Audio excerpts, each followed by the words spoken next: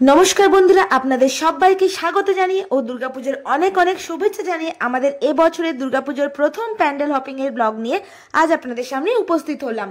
তো আপনারা থাম্বনেল দেখে বুঝেই গেছেন যে অন্য কোথাও নয়, আজ আমরা তৃতীয়া উপলক্ষে এবছরের প্রথম দেবী মাকে দর্শন করতে চলে এসেছি নদিয়ার কল্যাণীতে। কল্যাণীর পুজোর নাম তো কম বেশি সবাই শুনে চলেছেন, কয়েক বছর ধরে ইউটিউবে বা ফেসবুকে বহু শুনেছেন।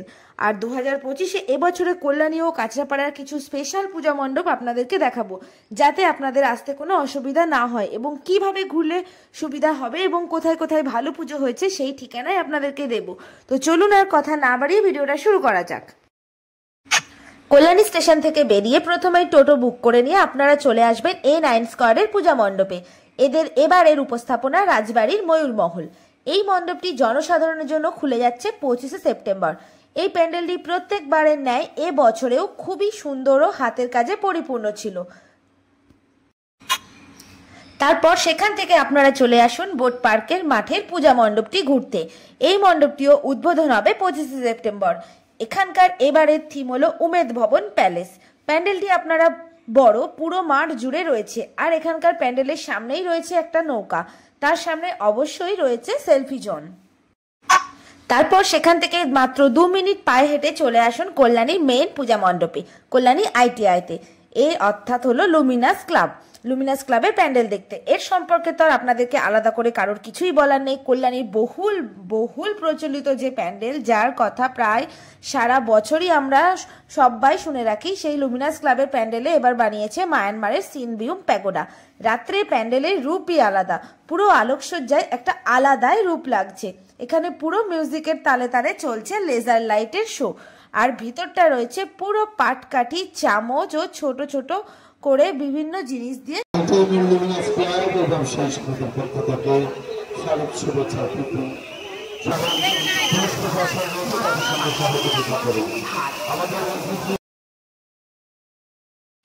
আমরা নদিয়াবাসীরা প্রায় সারা বছরই ওয়েট করে থাকি এই ITI এর পুজোর জন্য। এদের প্যান্ডেল ও প্রতিমা নিয়ে আলাদা করে আর কারোর কিছুর বলাই নেই। তবুও একটাই কথা বলবো, যদি সুযোগ হয় অবশ্যই চলে আসুন নিজের চোখে একবার দেখতে এবং অন্যদেরকেও দেখার সুযোগ করে দিতে। আর যদি আসা প্রায় অসম্ভব হয়ে থাকে, তাহলে আমাদের ভিডিওতে বাড়ি বসেই উপভোগ করুন এমন সুন্দর সুন্দর প্যান্ডেল।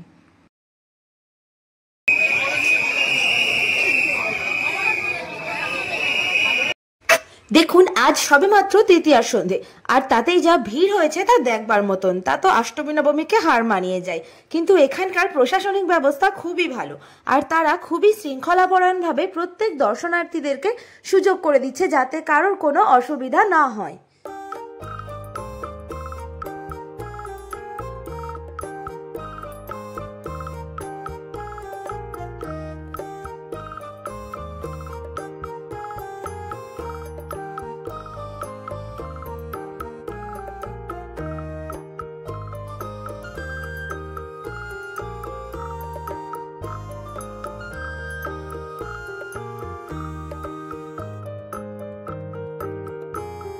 প্রত্যেক বছরের মতন এ বছরেও প্রতিমা গায়ে আছে সোনার গহনা। সোনায় মোড়া রয়েছে মা দুর্গা। প্রায় 85 কেজি সোনা দিয়ে মাকে সুন্দরভাবে সাজানো রয়েছে। আর ভেতরে প্রশাসনিক ব্যবস্থাও রয়েছে প্রচুরভাবে।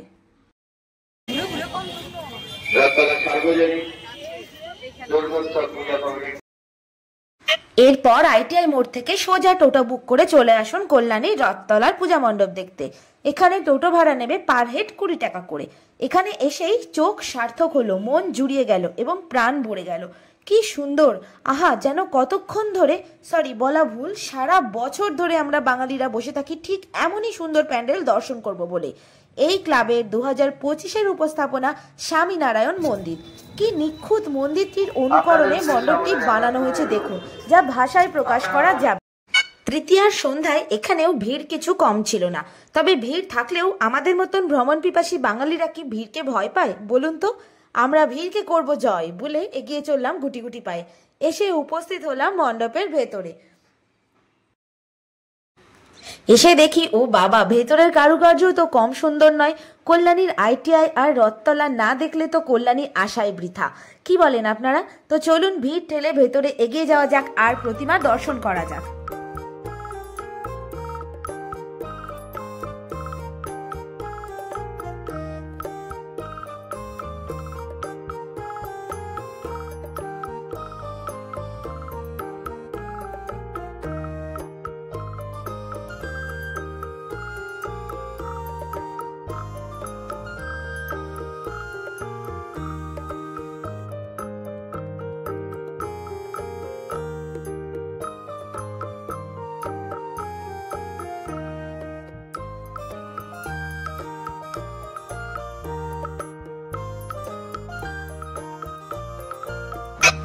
এই দেখুন দেবী মায়ের কি সুন্দর নয়নাভিরাম মূর্তি। মায়ের রূপ দেখে মুগ্ধ হলাম, জীবন ধন্য হলো। চলুন আমাদের সাথে সাথে আপনারাও দেবী মাকে দর্শন করুন। দেখুন কতটা সুন্দর দেবী মায়েরকে দেখতে। এবারে রথতলার পূজা মণ্ডপ দেখে আমরা চলে এসেছিলাম কল্যাণীর বাগের মোড়ের পূজা মণ্ডপে। এই বছরের ওদের থিম ছিল রাক্ষসের গুহা। এই পূজা মণ্ডপটি আপনারা পারলে অবশ্যই রাতে দেখুন, তাতে আপনাদের একটি রোমাঞ্চকর ভৌতিক মুহূর্ত আপনারা উপভোগ করতে পারবেন। তার সাথে চলবে ভুতুড়ে মিউজিক। এর ভিতরটা ছিল সত্যি অসাধারণ। থার্মোকলের হাতের কাজ ও মডেল দিয়ে মণ্ডপটি সাজানো হয়েছিল। এই মণ্ডপটি দর্শনার্থীদের জন্য 25শে সেপ্টেম্বর থেকে খুলে যাবে। এরপরে আমরা চলে এসেছিলাম ইয়ুথ অ্যাসোসিয়েশন ক্লাবের পূজা মণ্ডপে। এদের এবছরের থিম হলো মিশরের পিরামিড ও মমি। এখানে কাজ চলছিল তখনও পর্যন্ত, কমপ্লিট হয়নি। উদ্বোধনও খুব তাড়াতাড়ি হয়ে যাবে। এই মণ্ডপটিও বেশ ভালোই লেগেছিল, আপনাদেরও খুব ভালো লাগবে আশা করি।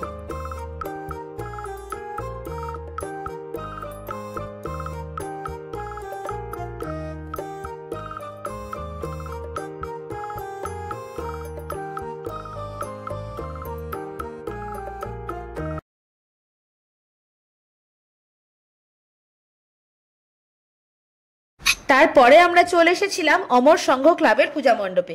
এখানে হিন্দু ধর্মের সব থেকে মঙ্গল সূচক চিহ্ন স্বস্তিক চিহ্নকেই এরা পুজোর থিম হিসাবে বেছে নিয়েছেন।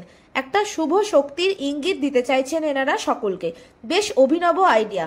থার্মোকলের হাতের কাজ রয়েছে চারিদিকে এবং দেবীর মূর্তিটিও ছিল বেশ অন্য রকমের। সব মিলিয়ে বেশ ভালোই লেগেছিল আমার মণ্ডপটি।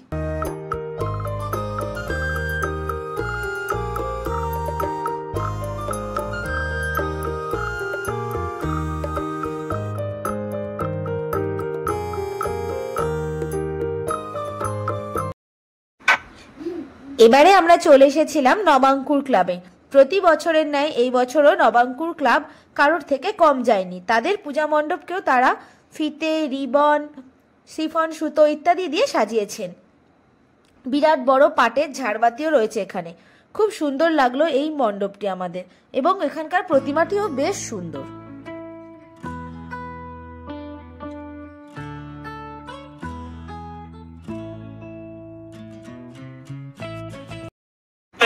এখান থেকে বেরিয়ে আমরা চলে এসেছিলাম বিশ্বনাথ স্মৃতিসংঘ ক্লাবে। এনাদের এবছরের উপস্থাপনা নারী শক্তি মহামায়া। এই মণ্ডপটি তখনও পর্যন্ত উদ্বোধন হয়েছিল না, 24শে সেপ্টেম্বর রাতে উদ্বোধন হয়ে গেছে। নারী শক্তির মূল দ্বার জনসাধারণের জন্য খুলে দেব, আর এই মূল দ্বার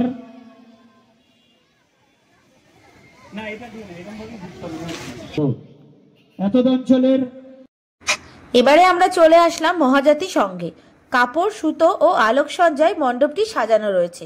ছোটর মধ্যে মণ্ডপটি বেশ সুন্দর। যাই হোক, মণ্ডপটি দেখে আমরা কাঁচরাপাড়া স্টেশনের দিকে ফিরে গেলাম।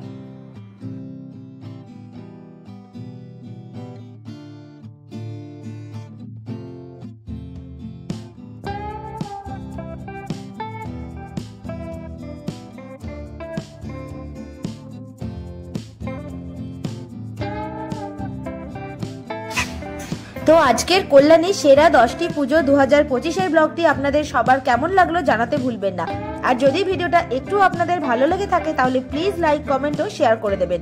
সবাই ভালো থাকবেন, সুস্থ থাকবেন। খুব শীঘ্রই দেখা হচ্ছে আপনাদের সাথে এই বছরের আরো দুর্গাপুজোর প্যান্ডেল হপিং এর ভিডিও নিয়ে। আজকের মতন টাটা। সবার পুজো খুব ভালো কাটুক। নমস্কার সবাইকে।